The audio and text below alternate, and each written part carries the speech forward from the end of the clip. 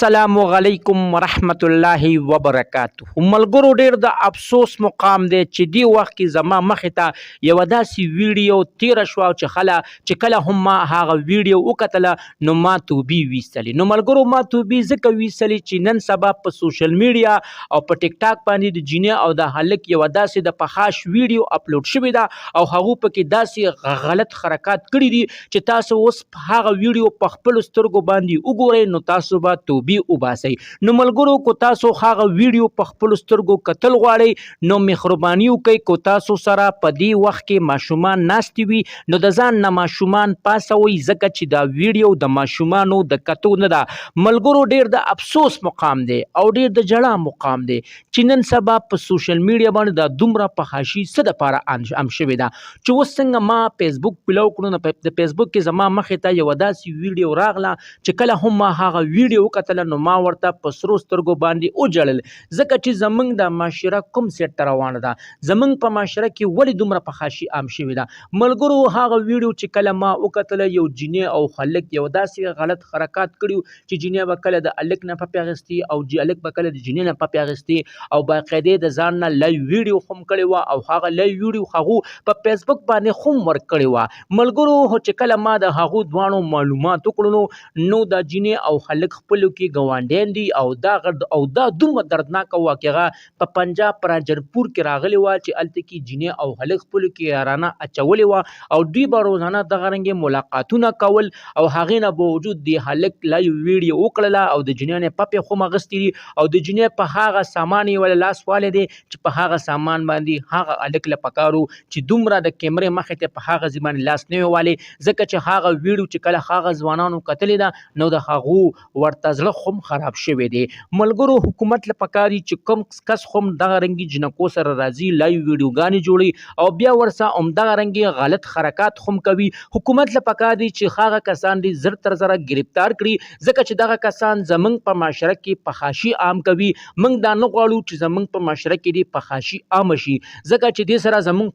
کوم چې هم دا را روان نسل دی دا ټول بربادۍ سیټ ته روان دی. موږ دا نه غواړو چې زمونږ نسل دی د بربادۍ سیټ ته لاړ شي. مونږ خدا غواړو چې زمونږ نسل دی نیکمله لوی شي زمونږ نسل دی د الله او د رسول په لاره باندې لاړ شي. خو ملګرو کله نه چې هم د انټرنیټ والا موبایل راغلی دی نو د هر چا د کور ویډیوګانو پکې اپلوډ شوي دي څنګه چې هغه بله ورځ په افغانستان کې هغه کومې جینۍ هغه ویډیو اپلوډ شوې وه هغه هم ډیره شرمناکه ویډیو وه چې یو دکاندار نه سودا کوله او هغه دکاندار ترنه بیا غلطه ویډیو هم کړې وه او هغه ویډیو هغه دکاندار بیا په سوشل میډیا باندې خېجولې وه خو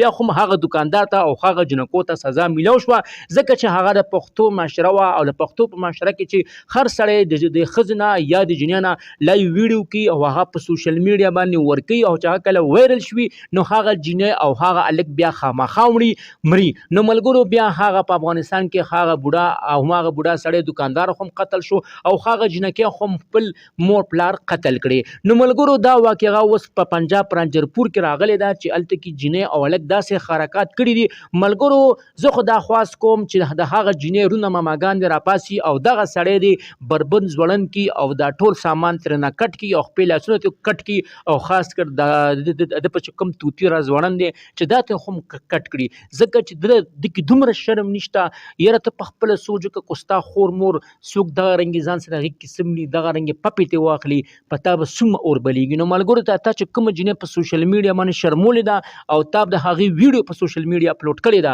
اخره ور د دې به مرونی که نه دا هم د چا لوري د چا به عزتي. نو ملګرو هر چا له پکار دي چې په خپلو خویندو میندو باندې ښه خیال وساتي ځکه چې په دې معاشره کې د تورسرو عزت بچکول ډېر سخت شوی دی. ملګرو اخره ور زمونږ معاشره کوم سیټ ته روانه ده. الله پاک دې په موږ مسلمانانو باندې رحم وکړي او الله پاک دې هغه ظالمان تباه او برباد کړي چې کوم ظالمان لګیا دي او زمونږ معاشره کې دغه رنګې فحاشي جوړوي. ملګرو هر چا له پکار دي چې په خپلو تورسرو باندې ډېر خیال وساتي او هر سړي له پکار دي چې د کور نه د خپل د کور د تورسرو نه موبایل غونډې کړي ځکه چې نن سبا ټوله لانجه په موبایل باندې جوړه شوې ده. ملګرو دا زما ویډیو به ستاسو ډېره خوښه شوې وي. د دغه رنګې ویډیو کتو دپاره زمونږ د چینل مخه در سره ضرور سبسکرایب کړئ او خوا کې ورسره ضرور د ټلۍ نشان ووهئ چې تاسو ته زمونږ خبر ډېر زر در رسي. السلام.